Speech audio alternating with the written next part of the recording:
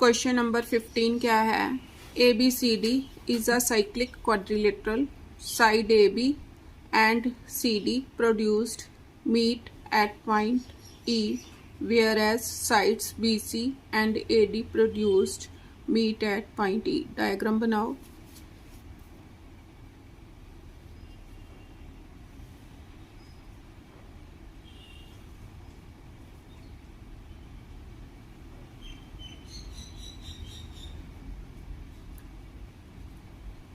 A B C D। अब AB and CD produced meet at point E, whereas sides BC and AD meet at point F। अब angle DCF ये वाला angle आप यहां से शुरू करो। A B this C and this D, ये हो गया। अब AB एंड CD E पर मीट किए और AD एंड BC F के ऊपर मीट किए। अब मेरे को क्या दे रखा है? एंगल DCF, ये वाला एंगल, ये कितना दे रखा है? 3x। एंगल F कौन से वाला? ये हो गया। 5x। एंगल E ये वाला कितना? 4x दे रखा है। मैंने क्या करना है? Angles of the cyclic quadrilateral ABCD find out करने हैं। अब देखो ये वाला एंगल क्या है? इस क्वाड्रिलेटरल का एक्सटीरियर एंगल है, और अगर ये 3x है तो ये भी कितना आएगा? 3x आएगा, क्योंकि वर्टिकली ऑपोजिट एंगल्स हैं। तो इसी कॉन्सेप्ट को लेके शुरू करते हैं। क्या लिखें? ABCD is a cyclic quadrilateral solution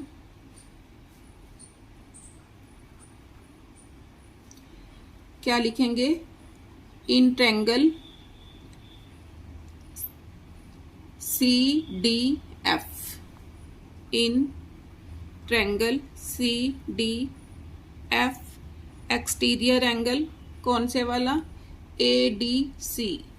exterior angle ADC is equal to sum of opposite interior angle is equal to 3x plus 5x is equal to 8x। ये वाला एंगल मेरे पास कितना आ गया? 8x। अब इस ट्रायंगल में आ जाओ। In triangle BCE, in triangle BCE इसका ये वाला एक्सटीरियर एंगल बना। Exterior angle ABC, exterior angle ABC is equal to किसके इक्वल आया? 3x प्लस 4x, कितना आ गया? 7x आ गया। ये कितना आ गया? 7x। अब मैंने बाकी एंगल्स फाइंड आउट करने हैं। देखो क्या करूं उसके लिए। अब angle B plus angle D in cyclic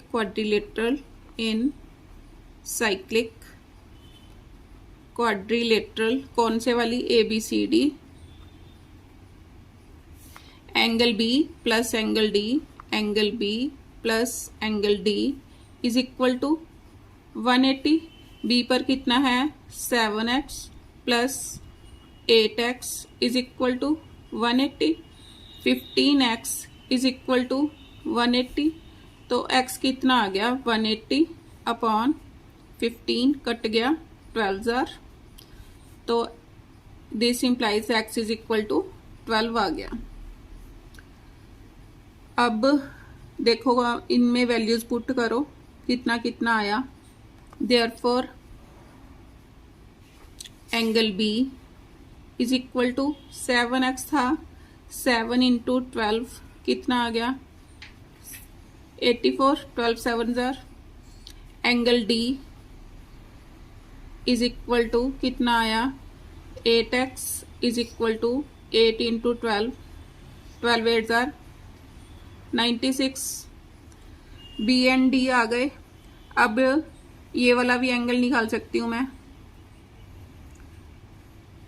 अब देखो ये एंगल मेरे पास कैसे आएगा अगर मैं इसकी वैल्यू निकाल लूंगी कि angle ECB, angle ECB is equal to 3x था इज इक्वल टू 3 इंटू 12 कितना आ गया 36। ये 36 आ गया। अब अगर मैं इसको इसमें ऐड कर दूं तो ये दोनों एंगल क्या बन रहे हैं स्ट्रेट लाइन एंगल। इसको दो 1, इसको मैं नेम दे दूंगी कौन सा BCD या angle C। Angle 1 now angle 1 plus angle BCD is equal to 180। क्यों straight line angles.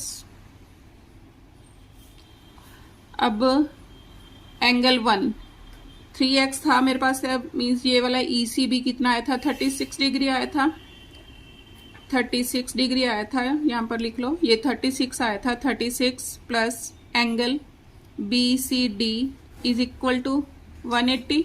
Angle BCD कितना आ गया 180 माइनस 36, माइनस करो 10 माइनस 6 4, 7 माइनस 3 4, 144 डिग्री। ये वाला एंगल आ गया BCD। अब ये दोनों A एंड C इस साइक्लिक क्वाड्रिलेटरल के ऑपोजिट एंगल्स हैं। Therefore angle A plus angle BCD is equal to 180। ये करने की जरूरत नहीं है। अब मेरे पास एक प्रॉपर्टी थी, ये मेरे पास इस साइक्लिक क्वाड्रिलेटरल का एक्सटीरियर एंगल है। Exterior angle of a cyclic quadrilateral is equal to opposite interior angle. तो एंगल A कितना आ गया angle A is equal to 36 degree. अब मेरे सारे एंगल आ गए। लिखो एंगल A, यहां पर लिख लो angle A is equal to 36 degree. Angle B कितना था 7x is equal to 7 into 12 is equal to 84 degree. Angle C means BCD मैंने निकाला, कितना आया था BCD 144 degree. Angle D, angle D 8x है, 8x is equal to 8 into 12 is equal to 96 degree. ये मेरा हो गया आंसर।